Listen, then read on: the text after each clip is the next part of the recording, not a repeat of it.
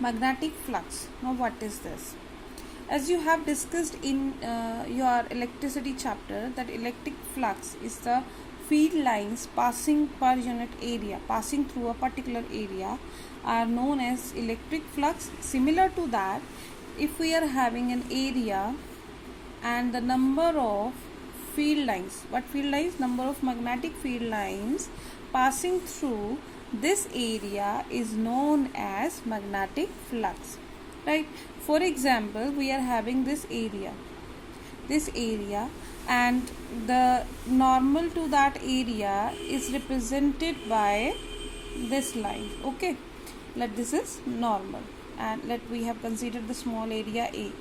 So how many number of lines? If I draw here number of lines, so many number of lines, and we want to calculate the number of lines magnetic flux through this area only. You can see that here two lines are passing through this area. So magnetic flux for this area is two lines. Clear? And the value of magnetic flux is represented as B dot A, which is equal to BA cos of theta, where theta is the angle between the direction of magnetic field and normal to the plane. Okay, so if I show here this is a plane and this riffle is acting as a normal to the plane. If I keep it here, so how many number of lines can passing through this surface will represent its value of magnetic flux.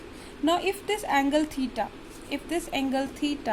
between the field lines and the normal to the area is 0, then what does it mean? Okay, so if theta is equal to 0, means the angle between B and normal to area is 0.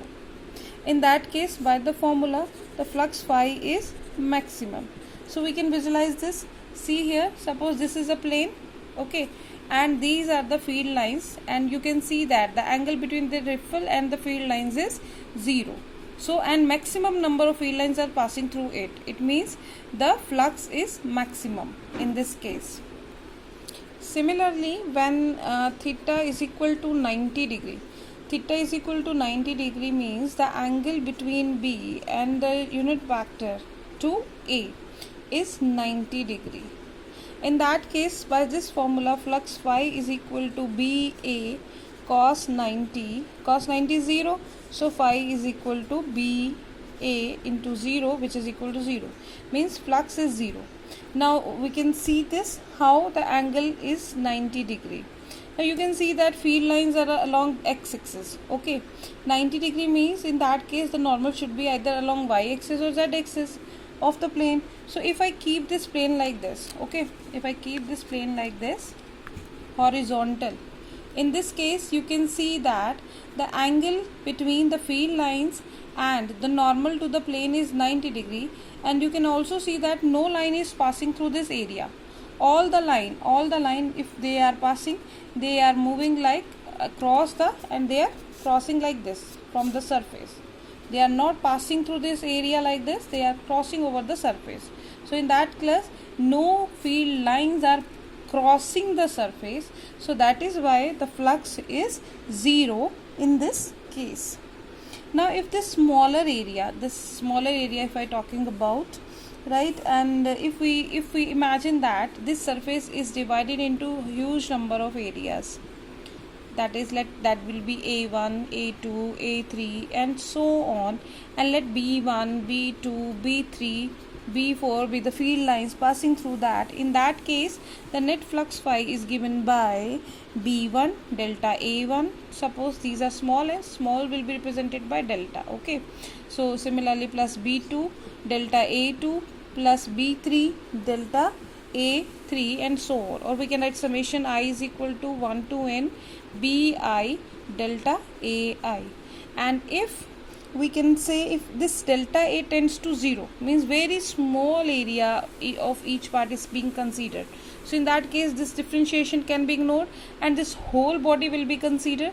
So in that case, the flux phi can be given as integral of B dot dA. Okay, so these are different definitions, different formulas for the flux to be calculated. Now we will talk about the flux density. What is flux density? Okay, flux density is represented by B, and since phi is equal to BA, so B is equal to phi by A represent the flux density, and its unit will be measured as Weber per ampere. A is area per meter square. Okay, so clearly the unit for flux is Weber, area is measured in meter square, so B is measured in Weber per meter square.